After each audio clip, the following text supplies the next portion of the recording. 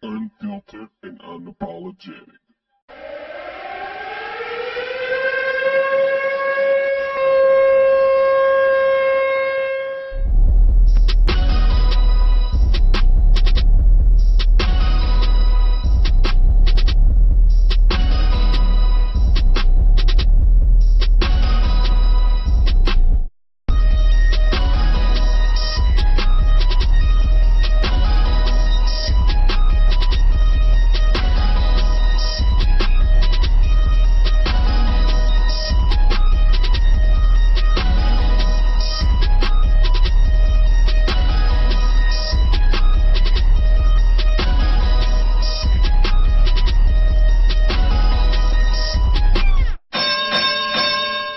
Welcome to the Best Damn Wrestling Podcast, Dark Side of the Ring edition. It's Keegan and Sherrod once again. What's up, man?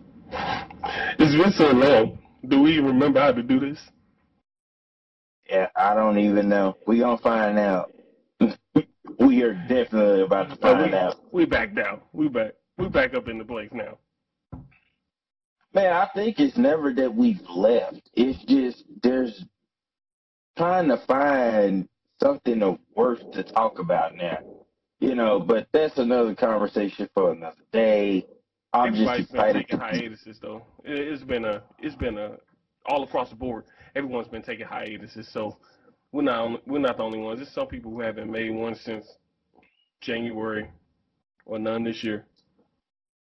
Well, either way, I'm excited to be back. I'm also excited to talk about this. I'm very intrigued. We are starting the Dark Side of the Ring series again because for those of you who do not know, Dark Side of the Ring Season 3 started on Thursday night and is on Vice TV. I highly recommend, if you're not familiar with it, to watch it. It is one of the best shows I've ever seen, and coupled with the fact that it's about wrestling, it just really makes my day. I'm excited about that. So yeah, just when you thought that they would run out of stories and that you couldn't possibly have anything else, better every season, and they keep finding different stories, like the stories that people want to hear. Those guys, whoever's writing that show, I've heard them on a couple podcasts. They're just awesome. I get very excited. I think it's already been determined there will be a fourth season. I'm not 100% sure on that, but I don't see any reason based on the first episode we're about to cover why there shouldn't be. But I'm ultra excited about talking about this. This one is very different for me for a lot of reasons, and hopefully you feel the same way. Let's just jump right in, man. The first episode of the season was a two-part series, or a two-part episode, I guess I should say, about Brian Pillman and his story. And this one hit really different for me. Like, I remember last year, Chris Benoit was like, okay, this one's good, and I found out some things I didn't know, and then I found the Benoit story had been covered in different ways over a long period of time. But I've always felt like, to a degree, Brian Pillman's real complete story has been lost. Yeah. And they just took and did a really good job with this one. I felt a lot of things out from interest to like excitement at some points in times when they were talking about his career and how it was taking off to, it kind of really, that story, the entire story touched my heart for a lot of reasons. And it felt like this episode was a lot more personal, or is that just me? No, it was because I seen his documentary on the WWE Network that they had about him. It didn't feel like this. Yeah, you know what's the difference? I think, in my opinion, the difference was they had his sister. Yeah, and his kids. His sister and his kids. Yeah. His sister really put a lot of stuff into perspective because it was almost like he was talking because she had insight to everything. She knew everything. Exactly. I guess we'll start at the beginning. So, obviously, they started talking about Brian Pillman's life.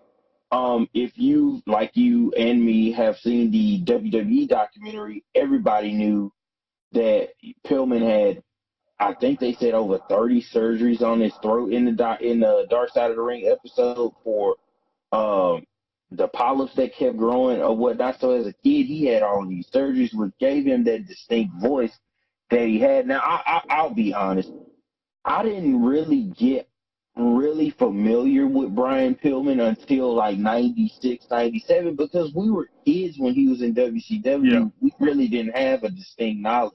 So a lot of these things, as I was watching this episode, I was like, wow, I didn't know that, or whatnot. But I like the surgery thing was a big deal. And of course, he ends up playing college football or whatnot, which was awesome, and I did not know he tried out for an NFL team, although they didn't have anything to do with the wrestling aspect per se, but that was really awesome. I think it spoke a lot to his determination, because in the entire episode, both of them, everybody always talked about his size and how he wasn't as big as everybody else, but this dude, he went and tried to play professional football. And at Yeah, one played point in he did. Canada. Yeah, he did. Which would, I mean, I think that really spoke to the character of Brian Pillman. He was always determined, and getting a perspective even from the strength coach with the Cincinnati Bengals when he tried out. Like, I didn't know that he was that close to that guy or whatnot. That was my first time actually hearing about him. But the first part of it, just getting the background information, him being, a kid and having to go through those things, and then coming from that to playing professional football, it's kind of like they were setting the stage for, okay, this is the epitome of Brian Pillman. He takes a situation and just thrives. So that part was interesting. Yeah, And especially since it's a road that a lot of guys took to get to wrestling through football, exactly, playing football, professional ball, or, some people played arena football and they decided it wasn't for them after like a few years, and then unfortunately for him, I believe it he was was an just cut. injury. Yeah, and Yeah, injuries, due to injuries, and he's just his strength coach. I didn't expect the strength coach to be the one that got him into it. I thought when you hear stories like this and people who are as good as Brian Pillman, you think somebody watched it all their lives and they was just like, this is what I'm gonna do. But for the yeah, strength that's one coach of to the be few like times. Yeah, yeah, to be, basically hey, scout check him. this out. And he landed in an awesome spot, because he started in Stampede Wrestling, which was Stu Hart's promotion. Hell of So a start. he actually trained in the dungeon, and he trained around the Hearts, which is why that made a lot. I think my first encounter with Pillman during the Attitude Era was in the Hart Foundation. I thought that he was in some shape, form, or capacity related to them. He That's what I started thought too. Yeah, he started with them, and that's why they were so familiar with him. And he was pretty good in Stampede Wrestling, and he ended up eventually coming down into WCW. That's when things started really kicking off. He went through but they even then they were saying, hey, this dude's, there's something there. Everybody kept saying it. It's something there. It's almost there. And when he ends up in WCW, he didn't start super fast, but somebody in some kind of way, it just spontaneously combusted. Hey, let's put Brian Pillman with this guy named Steve Austin, and the Hollywood Blondes were born. And I can remember when I first watched the first documentary, uh, I was just so surprised that Steve Austin, the Stone Cold Steve Austin, was in a tag team. And it's so weird. It was so weird to see him in a tag team and be with hair, but they were a pretty good goddamn team. You know what was even more weird? Stone Cold doing high spots, jumping Yeah, off the top rope. yeah, that definitely was different. But even still, they were a pretty good damn team from just watching them or whatnot. And I thought it was really awesome that Dark Side of the Ring had Stone Cold Steve Austin in the document. He was able to give a lot of insight. I felt like from the wrestling perspective, he was he was as influential as Brian Pillman's sister was. You know how you were saying she was Yeah, there. He knew this is a guy he rode with. This is a guy he ate with. They tagged together. Stone Cold Steve Austin he's always been known as a single, but when you listen to him in this documentary, talk about his experiences riding, wrestling, and growing with Brian Pillman, he enjoyed being a tag team. Can you imagine if that had been the route he had taken instead of turning into one of the biggest stars in the business of professional wrestling has ever seen? You And wonder what they would have looked like, especially since exactly. he didn't even want to be in the tag team. Well, hell, they broke them up before, right as they were just about to hit the apex. They were very good, and they broke them up. It just ended just like that, and then eventually, right after, Stone Cold Steve Austin was fired from WCW, Yeah. and then he did the promos for ECW, and then he ended up in WWE, and the rest is history. Whereas Pillman stayed behind for a little while, and he went through that whole thing with Kevin Sullivan, and we'll get to that in a minute. But I thought it was cool just getting their perspective. They were young and up and comers. Brian Pillman on the road read a dictionary in order to cut more high level promos. That's how dedicated he That's was. crazy. Yeah, exactly. Crazy dedication. Like, and They then they both were showed him driven. using them. Yeah. Yeah, they both were so driven. It was unreal. They both wanted to do this and for it to be the best. I think that it was a distinct thing I took from that segment of the documentary was they both wanted the same thing. Steve Austin, anybody that's watched or listened to him, when he got into professional wrestling, he wanted from day one to be the best. Brian Pillman almost had the same, and I think that's why they gelled so well and they convalesced so well together because they had the same mentality, and that team was so good for that same reason. You know how sometimes you can watch wrestling and you can tell when you're watching a tag team, hey, these guys they look really good together. Or you watch a match, hey, this match is really because they convalesce, and that's kind of the feeling I got from listening to Steve Austin talk about his relationship as a tag team partner with Brian Pillman in this documentary. It was nuts, and it also kind of spoke to I guess for lack of better words, the stupidity in WCW. This is yet two more guys you had that you could have done something with that may have been able to sustain. Can you imagine? Let's just off the beaten path for a second. You had Triple H, you let him go. You had Steve Austin, you let him go. You had Brian Pillman, you let him go. Yeah, Undertaker. Chris Jericho, you let him go. The Undertaker, you let him go. Chris Benoit, Eddie Guerrero. I mean, do you? That's one more name to add to the pot and say, well, hell, we could have done something with this, but we let them go and they became stars because of it.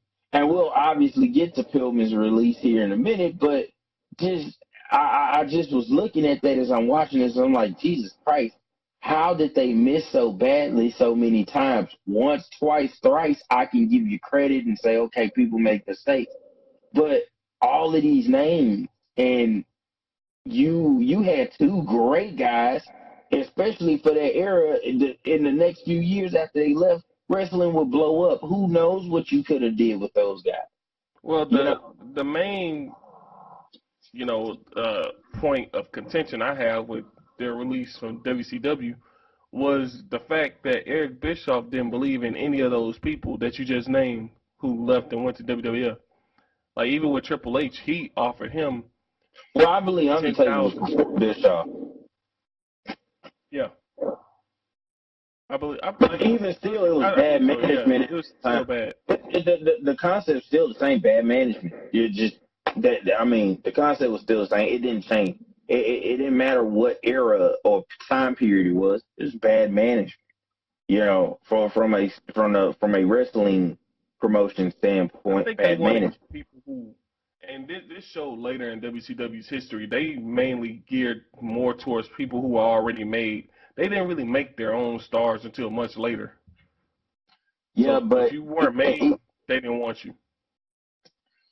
but going back to the documentary, like I say, that part was just so interesting to me.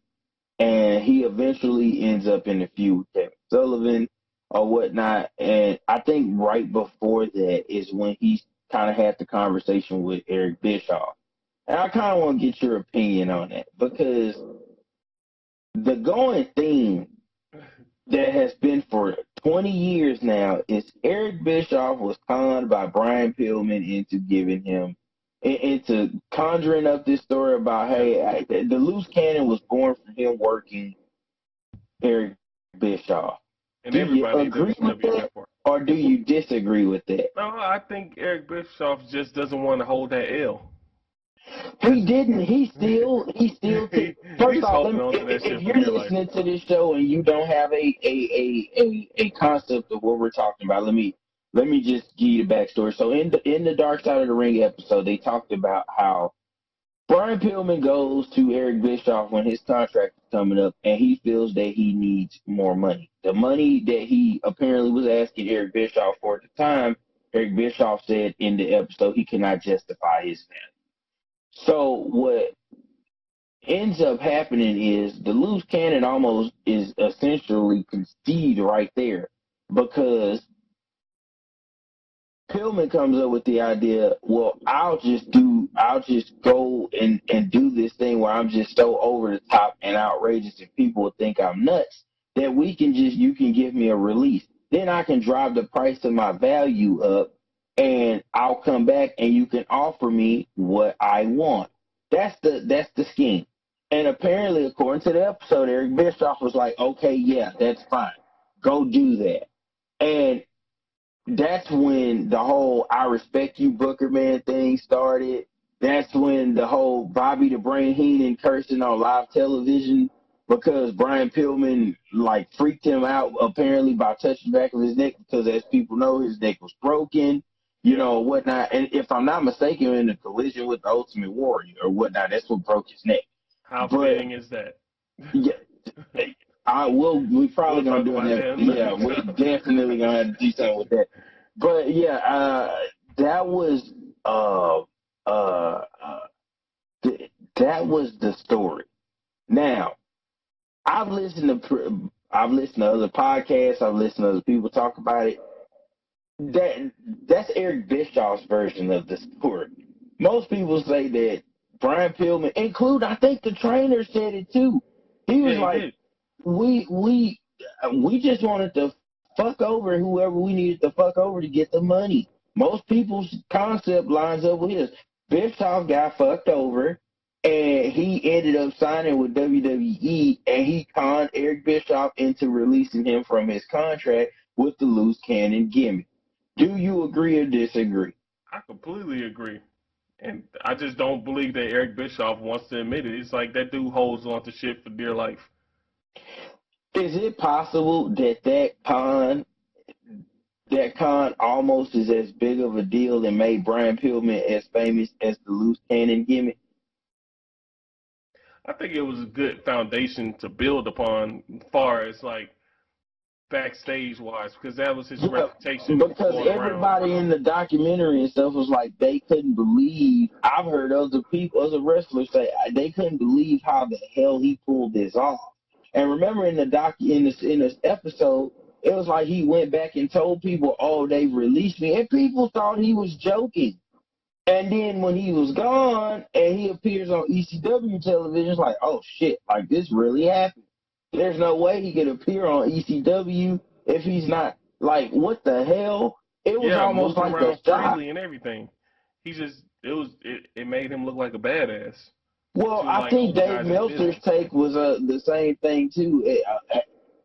First off, I gotta say I did not know that Dave Meltzer was as close to Brian Pillman as we find out he was in the episode.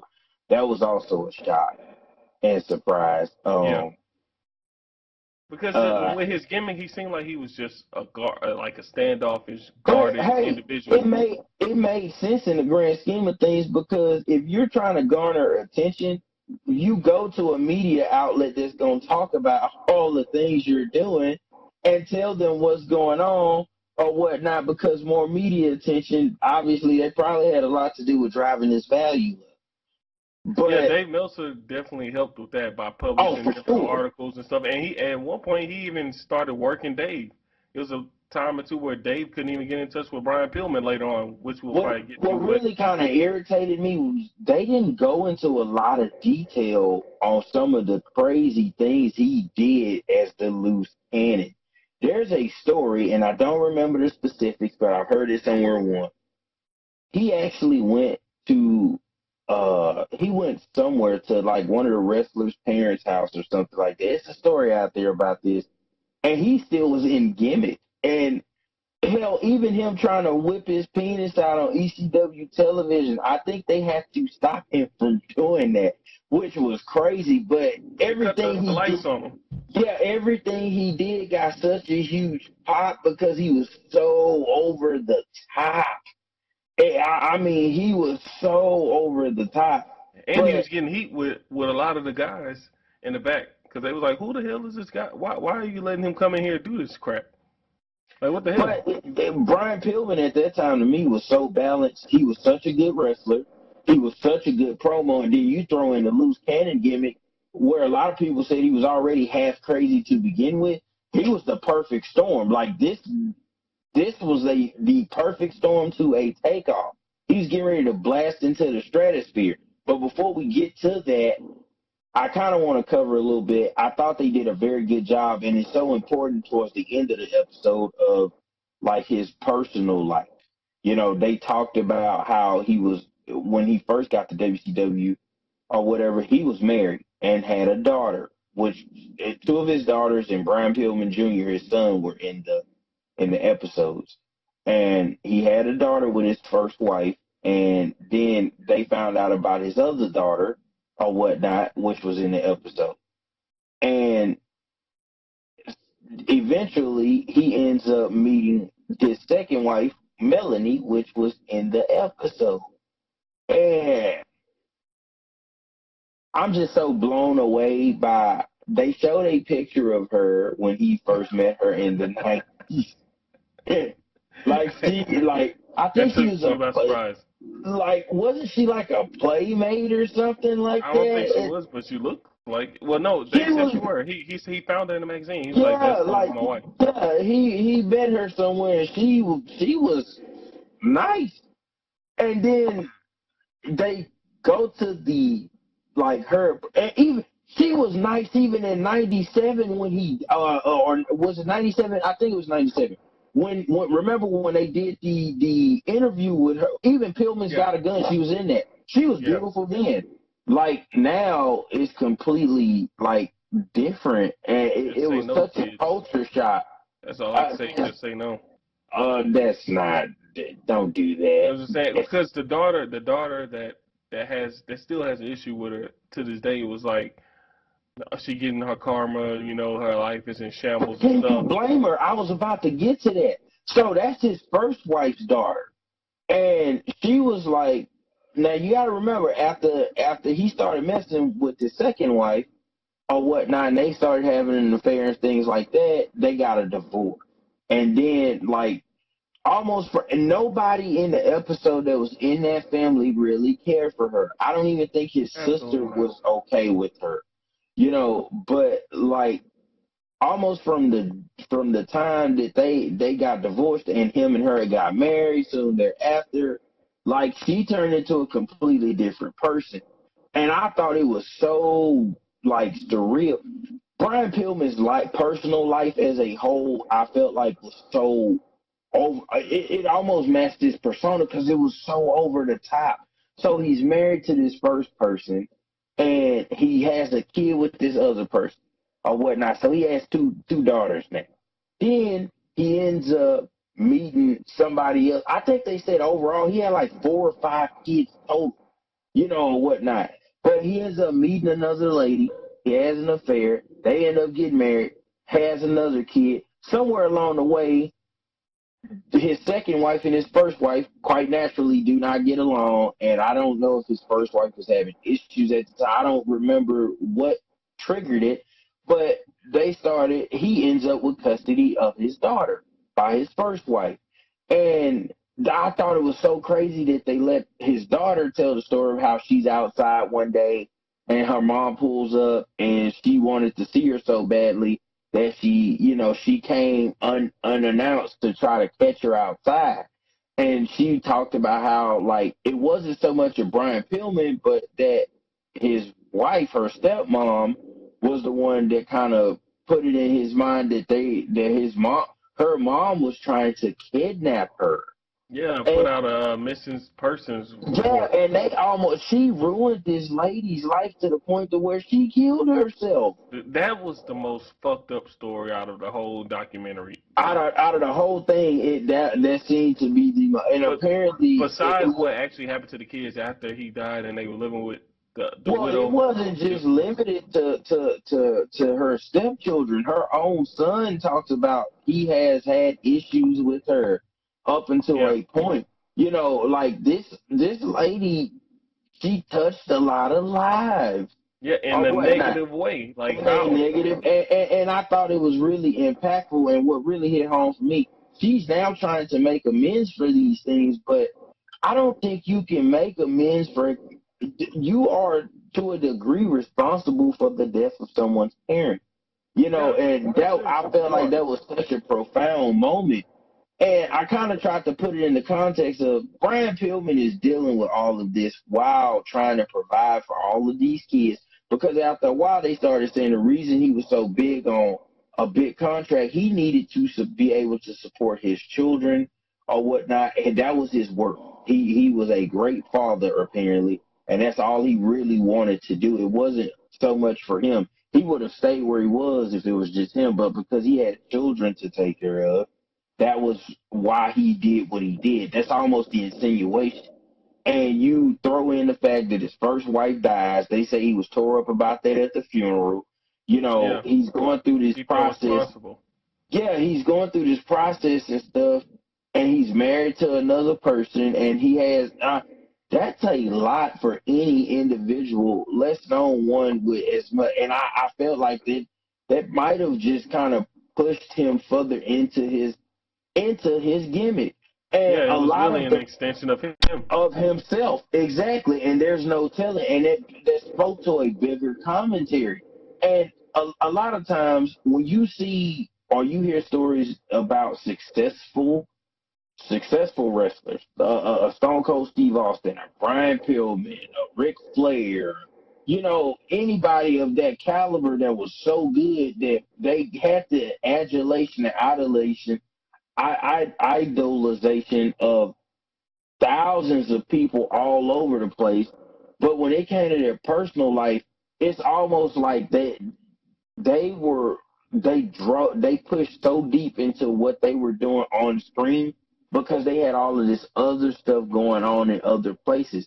And that may have drove them to become more, or whatnot. I thought that the entire episode you started to see Brian Pillman is doing all of these things because of the fact he has so much on his plate. He has to be the loose cannon because he has to drive his value up, because he has to make more money, because he has to support these kids, because he has to support his wife. He Yeah. has people depending. It just kept stacking up. And after a while, I think it just became too much I or think the whatnot. main goal for him was to get to WWE because that's where the big money was, and that's where he knew he could really have a fresh start. He was just doing Well, ECW the to get. trainer, I thought it was kind of crazy. Like the trainer, he made the statement. Vince McMahon is like a whore. When you find a whore, you fuck them, and that's all we were trying to do. They just wanted to get paid. That was the Exactly. whole point, And I thought that guy, he really had some insight into the thinking of Brian Pillman at that time that nobody else really had. So for him to be able to tell his side of the story and say, I knew he was working, Bischoff, and I knew he was working Vince, and he was playing one against the other, blah, blah, blah, blah, blah. Like ECW was almost like a stopover point. If you notice, him and Stone Cold Steve Austin took the same path to WWE. They both were in Yeah. WCW. They get released. They go to ECW, that's a stepping block, and then they're brought into WWE. But the difference between the two is, and this is what we get to play the game of what if. Brian Pillman, right before he signs his contract with WWE, ends up having a horrific accident, whatever, in his Humvee right before he signs with WWE. This is where the episode picks up, as far as wrestling.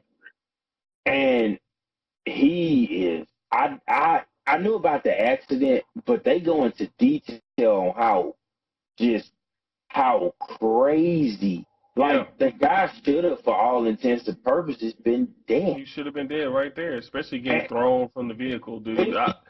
Yes. I initially thought that he only had a shattered ankle. I didn't know all that other stuff I happened. was just about to say I did not know about his face. I did not know about, the fact that he fell asleep at the wheel and stuff from taking medication or whatnot. He was already, according to his wife, he had took too much. He had took not too much, but medication, and it hit him quicker than he thought, and he nodded off, and that's what caused the accident.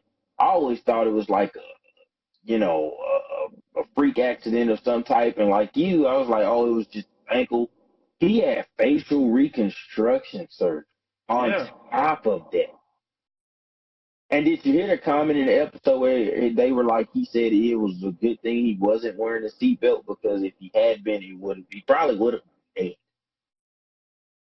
Yeah, and I didn't know that either. I didn't know any of this. Like, over the years, all they said was he had a car accident, shattered his ankle. Shattered his ankle. But to That's know all that they ever this dude said. was on the edge of death. But even after the fact, after the surgeries and stuff, he still had the presence of mind to keep it such a secret, because he knew that if anybody found out, he would not have gotten a contract.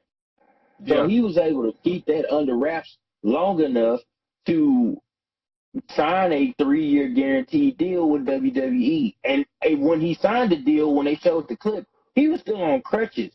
But he was telling people, oh, the doctors are saying I'm going to come back 100% or pretty close to it. So everybody figured, okay, like, it's no big deal, because, again, this guy was a great wrestler, but he was also a great everything else, too. He was well on his way to being a main event star in my mind. And they signed him, and once they sign him or whatever, he comes in and he starts to, probably not immediately. They didn't specify timeline in the episode. I don't want to say that, but he starts wrestling in the middle of him rehabbing, because he felt like he had to do that. That was something that Jim Ross touched on in there, and where he was like, he felt like him and Stone Cold both said he felt like he had to wrestle. That was a big thing for him. If he's not wrestling, he's not doing that. He didn't want to do commentary. And he was great on the mic. He hated it. He did not want to do anything else. He just wanted to wrestle. He felt like that if he was not able to wrestle, everything he did was for naught. And that was a big thing. But the guy was so dedicated and so committed. He was basically like, it sounds like he was like 50 or 40%. Did you hear the part in the episode where they were like, he was hooked to an IV all day, he would unhook himself, he would wrestle, go do his show, and then go back and hook the IV back up? He actually, I think his sister said he developed an infection. An infection, yeah. He developed a serious infection from that.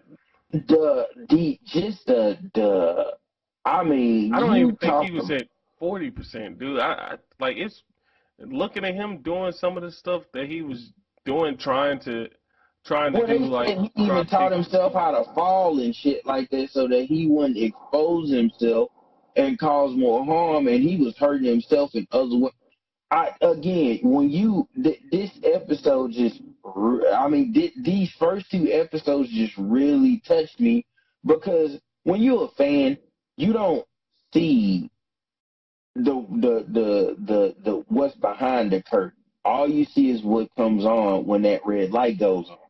This is a guy who couldn't even make it through the airport. Yeah. Can you, like, but he did what he felt he had to do. And who knows how many times that guy went in there and said, man, like, I really ain't supposed to do this, but I have to, because he was trying to provide. It's almost like they boiled the story down to this was a guy trying to provide for his family. And he did what he had to do. And to us, you looking at a guy, oh, this is a star. And dude, he worked angles and everything. And then they talked about how, and I'm going to ask you a question. I can remember when Stone Cold Steve Austin attacked Brian Pillman, and they did a angle to get him off TV so that he can have an operation. And Stone Cold Steve Austin say he beat the hell out of him, and he took it. Yeah, they both. He really took it's it. part of their chemistry. Both of them knew what they were trying to do. He really wanted to get over the angle that his ankle was hurt, that he was going to be out for a while. That Stone Cold just completely damaged him. So he took it to the max, and especially with the chair spot. That chair spot is still used Do today. you ever wonder if do you ever wonder if he really did hurt him when he did that? Because after hearing all of that in the episode, and they get to that spot, I'm like, did he really fuck him up? I mean, initially when you're a little kid, you think that, but when you get Oh older, yeah, I for was sure. like, nah. Just like you don't think about something we about to cover here in a second, but yeah, I know when I seen it as a kid, I'm like, oh my god, like he just Right. fucked this dude up. Especially when it looked worse when he did it to Bret Hart too. Well, and as a diehard fan, I feel terrible because when Stone Cold was doing this when I was a kid, I was like, oh, like yeah, like Stone Cold is awesome, but when you're an adult and you just watch this episode and you see it again, it makes you feel like shit. It's like I Yeah. felt Yeah. bad because I'm like, look, the shit this dude is having to endure just to get to this point. He can't make it through the airport. It The definitely guy makes you was on appreciate him. crutches and a cane all the time. And I was just about to get to that. It just made me appreciate him way more than I don't think people give this dude enough credit for how tough and how much fortitude he showed over and over and over and over again. Oh, his body just gave up on him, and he still was trying to make it work because he wanted to prove that again, it wasn't about me; it's about my kid. That's why he was doing what he was doing. And even after he had the surgery, I never knew that wasn't an angle. The Pillman's got a gun segment. Like he really had surgery, and Yeah. he still was willing to do an angle. Yeah. And And Stone I'm Cold was a heel at this point too. He yep, was a heel. yep. And I'm still trying to, I'm still trying to get, I got to give props to his wife. She did a pretty good job in that segment, and she seemed to be on board with what he was doing, as far as like the wrestling element. Because she was like her screaming in that segment made that scene to me. That is one of Yeah, the it most really did. iconic moments It made it in more Raw's. chaotic. Yeah, that is one of the most iconic moments in Raw's War history. I can remember watching that whole segment, and when Pillman makes the statement, Austin 316 is going to meet Pillman 9mm Glock, and he cocks it. That was a big moment for television because up until that point in the 90s, you hadn't seen anything like this. This is a literal home invasion thing. And Yeah. when Stone Cold Steve Austin starts breaking his glass and Pillman points the gun and the screen goes black, like, again, I think I'm 5, 6 years old. I'm like, oh my God, Brian Pillman just shot Stone Cold Steve Austin. That's what I thought. And then you gotta think about how it was for people who knew them from the WCW days as like close friends. It's like, damn, they're getting pushed to the fucking limit. Yeah, because back then there was no internet or no nothing. You didn't know. It was like, oh God, I miss wrestling when it was like that. When everybody wasn't so smart. to what the fuck was going on, and you Yeah. could just enjoy the product. Yeah, and And motherfuckers didn't predict every fucking thing before it happened and shit and report it. yeah, I miss those days. that because all you could talk about was, did Pillman really shoot Stone Cold Steve Austin, or did Stone Cold Steve Austin really break into his house? Because That this was camera work actually was filmed so at his good. house. Oh Yes, man, man. the Like, I cuts mean, they made just yeah, you want to talk about dedication? I basically let you bust out my back window. yeah. Even though the company's paying for it, but still, it's just like, damn. If he needed to just run a car through it just to get that over, it's just it would have been 10 times That's better. again, But for it's him to one of beat the up most everybody iconic outside, moments. It's one of the most iconic moments of the Attitude Era and of Raw's. that That's back when Raw is War was just like can't miss television. You recorded that shit and you that watched was it the again. genesis of Stone Cold, the badass, Yep. the baddest SOB. Because before then he was cutting the promos, but he needed something to prove it. Brian Pillman really took his character to the next level, working that angle with Stone Cold Steve Austin. It just sucks they weren't able to really culminate it in the match. Like Yeah, it could have been. I think a match between the two of them and with Pillman at full strength would have tore the house down. But then It, again, you also get out of that you get Stone Cold and Bret Hart, which was a great rivalry, Oh, for sure. which was But connected the to their Bret Hart rivalry. seen something in him, and so that's a good point though. That is a good segue. But I mean, even hampered, this dude was still able to make an impact, and that said something. They seen some. I think Vince McMahon and JR seen something that they could have used with Pillman. Pillman could have done commentary, and still been good enough at it and gave himself time to. But I think it also spoke volumes too that they knew after seeing him, there's no way this dude's ever gonna be what he was. You Yeah, know, and yeah, and I don't know. Maybe if people had a sat down and told him that, even though he didn't want to hear it, maybe he would have took it different. And maybe he would have embraced doing other things that were non wrestling related. As far as the contact aspect, hey, you still can be a part of this, but here's what we want you to do. But because nobody ever really like told him, I even Stone Cold said when he used to see him having problems making it through the airport, he would ask him if he's okay and be like, "Yeah, I'm good." He never thought nothing of it because that was always his thing. But nobody ever stopped to tell him, hey man, you not up until like the very end, hey man, you're not you gonna need to make get it. some help. Yeah, you need to get some help. Nobody ever did that till the very, very end, or whatnot. And his run, to be honest with you, his run in WWF wasn't that long when you go Not back long and at look all. It at it. wasn't long at all.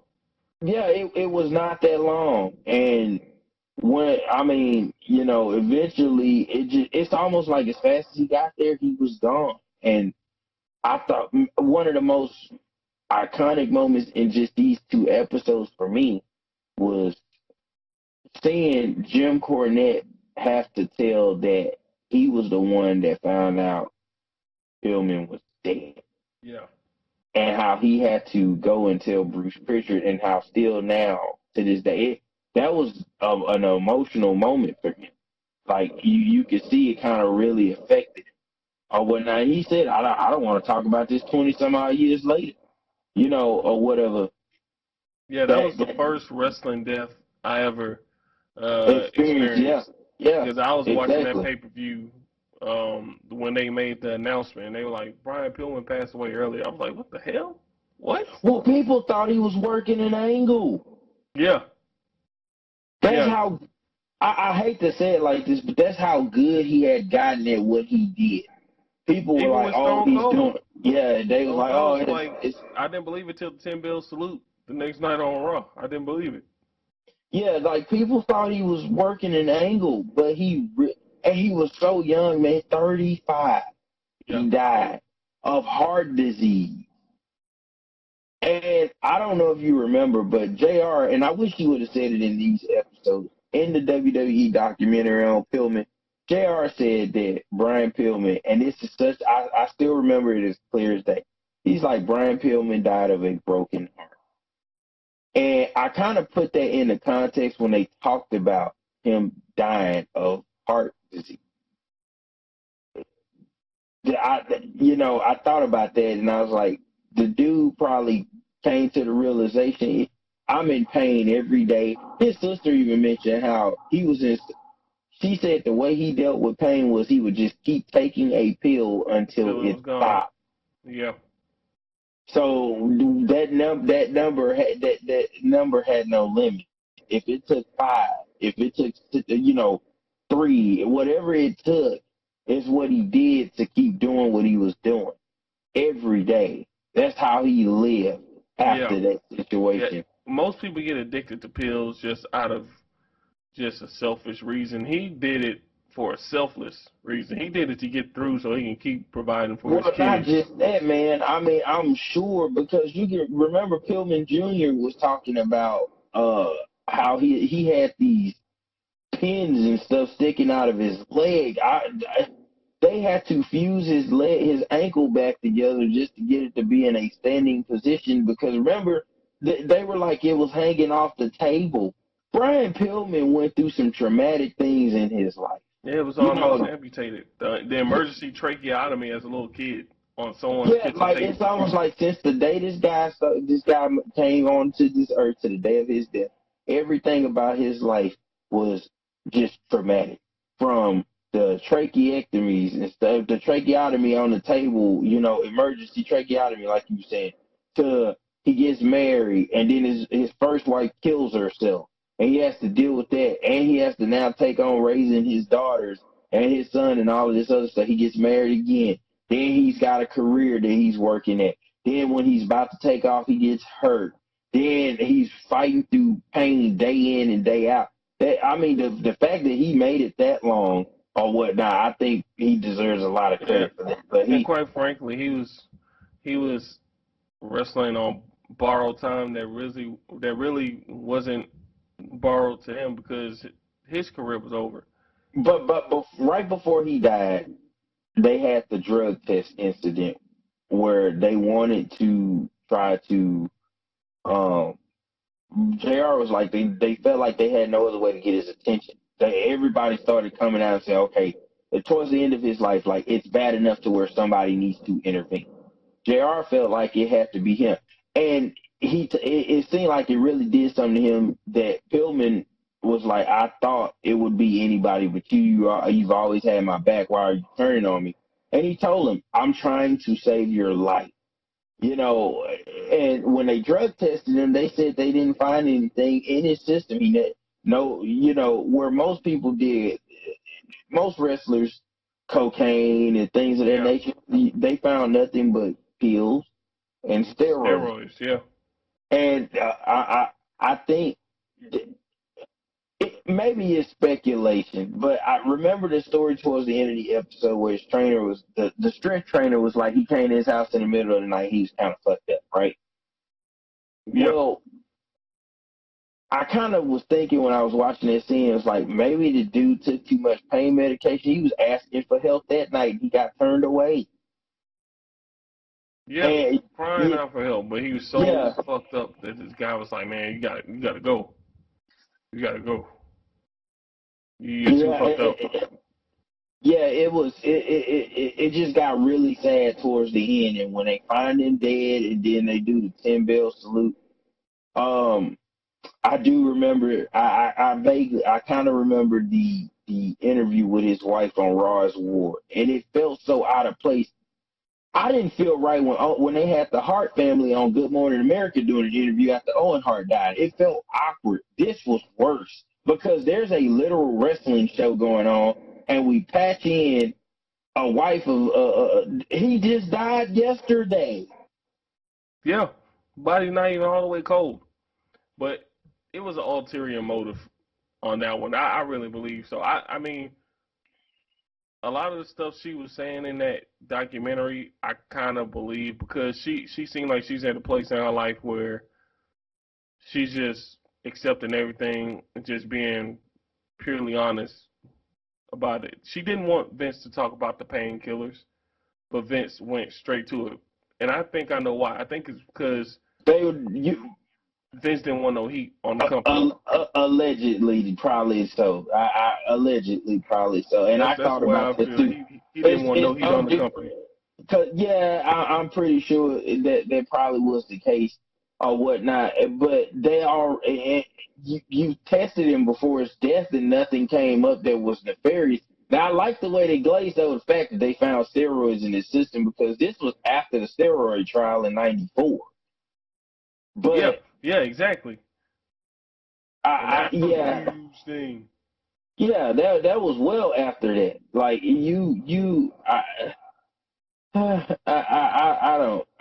it just was in bad taste.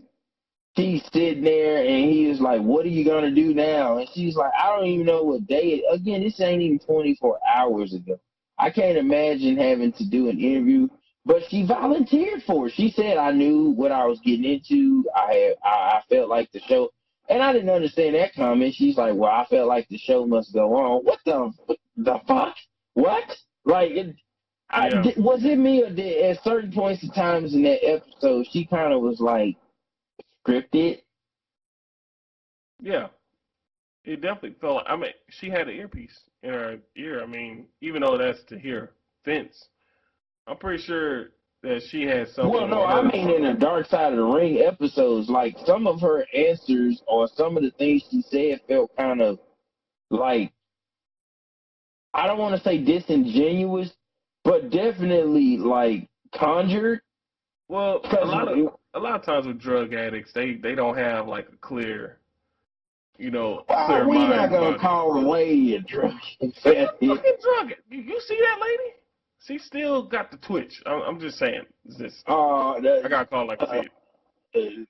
Allegedly, alleged or hey, no. informed addicts say they are addicts until the day they die. It's up to them if they use or not. So I'm just calling like we don't know that. So I think she probably just. It's been a long time. It's been what 20. She seems like she's in but that WWE in the 25, 30 years, whatever, they've done some very fucked up things at points in times in their life. Owen Hart's death to me was senseless. Never should have happened. That's a fucked up thing. For somebody who's not even a main eventer, that was a pointless stunt for somebody who wasn't even in the main event. That was not needed. It was fucked up. I mean, somebody died. I'm trying to think of something else they might have done that really didn't make any fucking sense. I think pre-staging a WrestleMania a year in advance on live television, that was fucked up.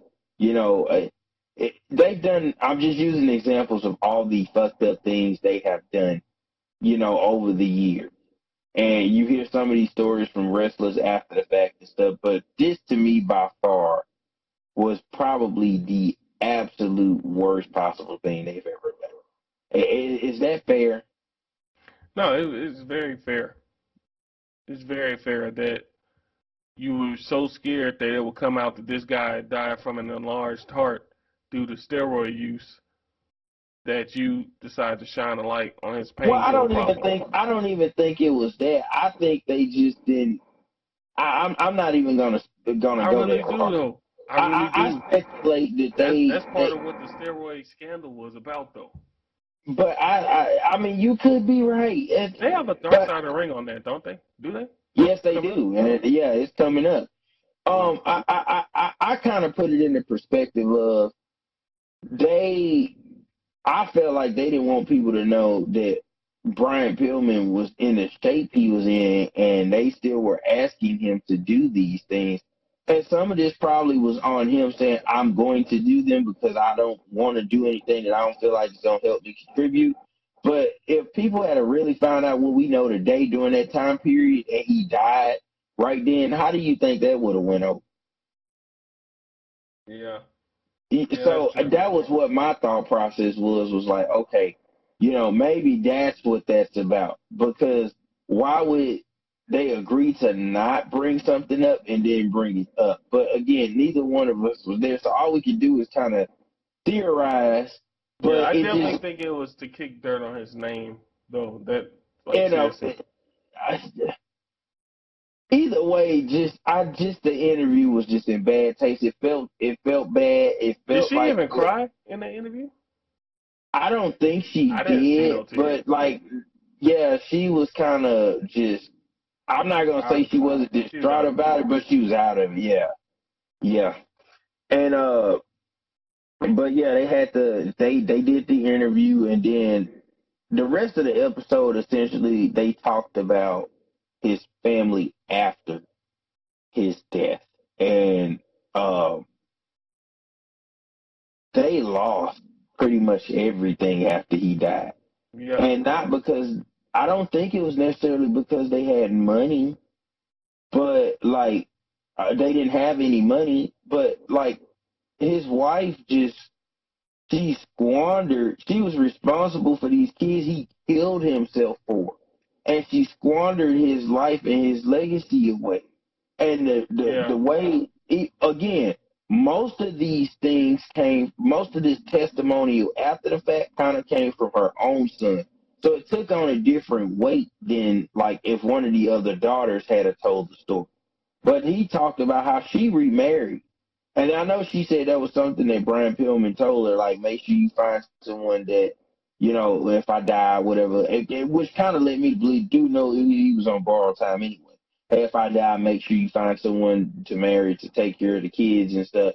And she married a guy, and like, just the stories Pillman Jr. told, like, yeah.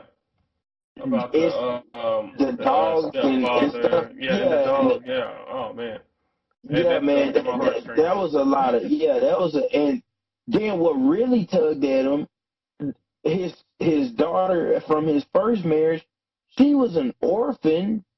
She's an orphan, Yeah. and she was raised by this lady who really had no real interest in her. Who could care less? I think she was 9 at the time that her dad died. Yeah, like I mean, her mom killed herself, and the last day she saw her alive, this lady comes out and says she's trying to kidnap her, and then your dad dies a few years later, and you have no parent. And I thought it was significant because Brian Pillman Jr. was like, when he started to go through a reconciliation period with his mom, he's like, I could hate my mom forever, but I'm thankful to have one parent, whatever. Right. And my mind instantly flashed to her, and I'm like, man, she had no parent. And I thought that None. it was such a nice thing that their aunt, Brian Pillman's sister, has Yeah. kept that family together And she all stepped these in years. as that parent because she looked at her Yeah, as the parent. but that like she talked about how Brian Pillman Jr. found her laid out on the floor from alcohol, and she almost died of alcohol poisoning.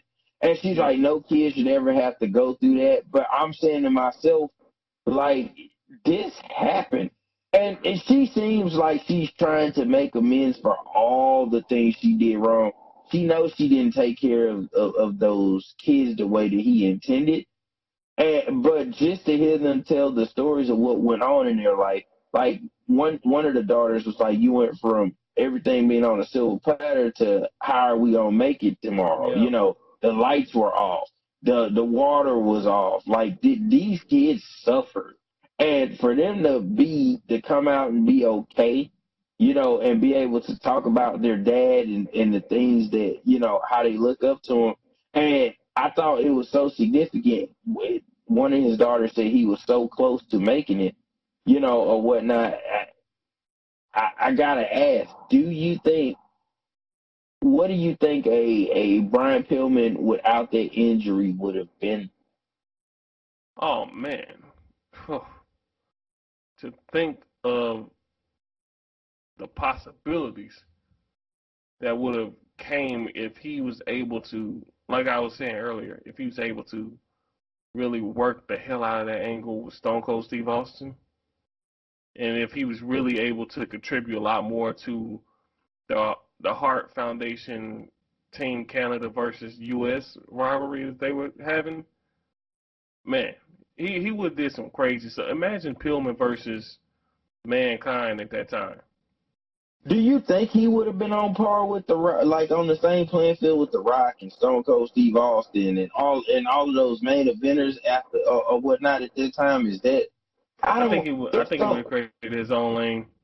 yeah, it's so hard to envision that because of seeing Yeah, Brian Pillman at the end. But I mean, he got over on his own. There was no push. The loose cannon got over because he put it over.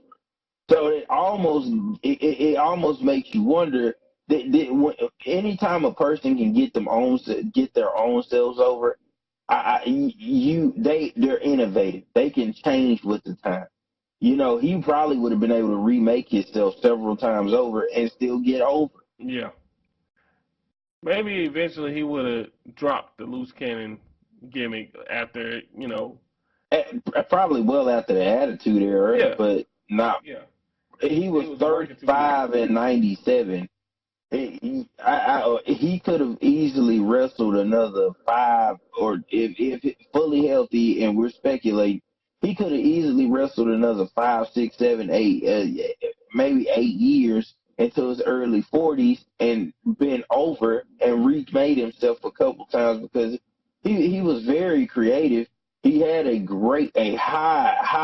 was highly intelligent or whatnot. Obviously, from the way he taught himself to learn words for promos and things like that, I I I can see that. And his work when he was a wrestler was very good.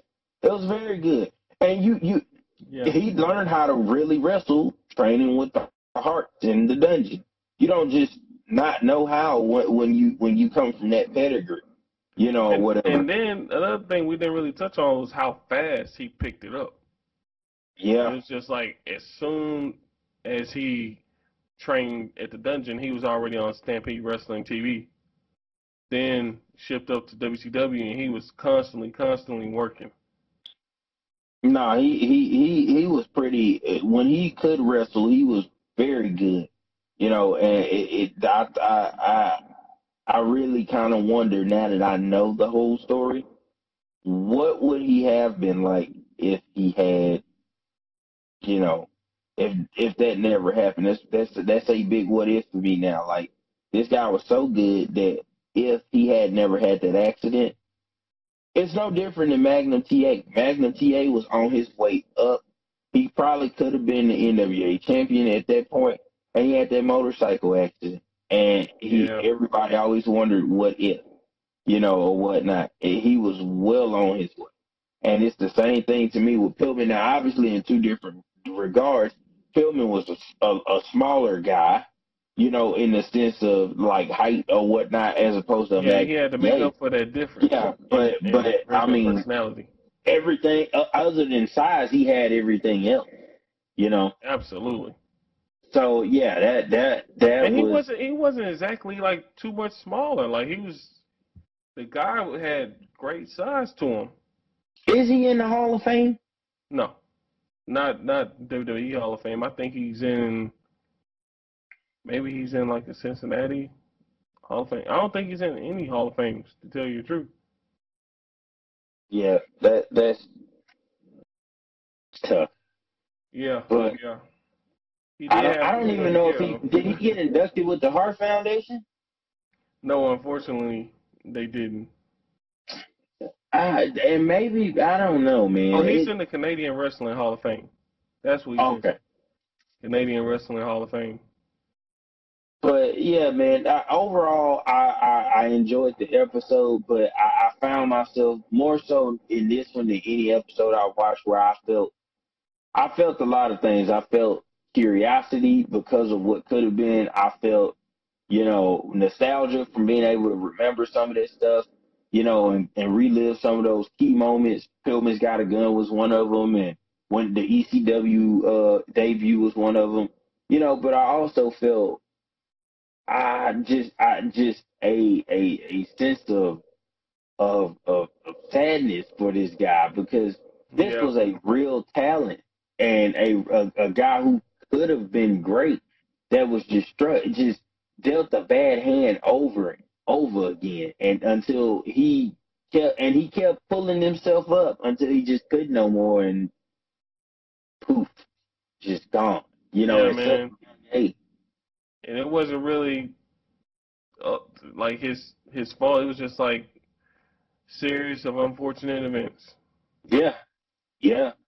But overall, I thought they did a good job. It's a very good episode. If you're like me and you weren't familiar with Brian Pillman, it's good for that. If you are familiar but you don't really know the whole of everything, it's good for that. I recommend watching both part one and part two or whatnot, and I guarantee you leave that thing saying, you know, damn, like Yeah.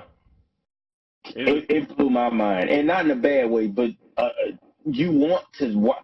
I try to watch every episode of these and say like, "Wow, I learned something," or "Wow, this I didn't know this," and this blew me away, or it it keeps me coming back. Now we're not obviously gonna do every episode from season 3 because I'm gonna tell you right now, the Deathmatch King, I ain't interested. No. Mm. Yeah, I'm I not don't interested. even know who that dude is. So. Yeah, but I mean, I will watch it because I love the show, and I highly recommend to anybody who has not seen it. You are really missing out. I just told somebody the other day, start from season 1 and work your way down. They do a great show. They have a great lineup of topics. I'm excited for this season. I mean, I hope other than the episode, I think next week is the Deathmatch King episode, but we'll probably definitely be doing some other ones or whatnot from this season and bringing you some of our perspective, and we hope to hear from you too. Before we wrap up, man, you got anything? Yes. Shop with us at teespring.com, Best Down Wrestling Apparel. Got some affordable T-shirts paying tribute to some of your favorites from the Attitude Era. And just, if you want to talk shit on the T-shirt, we got the T-shirt just for you. And also, subscribe to our YouTube channel. We've been doing very well over there, getting a lot of traffic over there with our Best Down Wrestling stories. We will have more coming to you soon, maybe one later on this month. And follow us on Twitter at damn_podcast as well as Instagram. We are very conversational and we react to you. We respond to you. And we're very open and honest and unfiltered and unapologetic on there too. But friendly at the same time. Yeah, no, definitely. If any episode we've done is on YouTube, we're also on Anchor and Yes. iTunes, Spotify, Google Play. Check us out, review us, listen to the episodes. We hope that you enjoy what we're bringing. We're not really into the modern wrestling thing right now. Mm-mm. We kind of been going back and trying to find things like this and doing something different. But again, we really do appreciate you. If you like this episode, if you don't like it, be sure to comment, like, subscribe, whatever you want to do.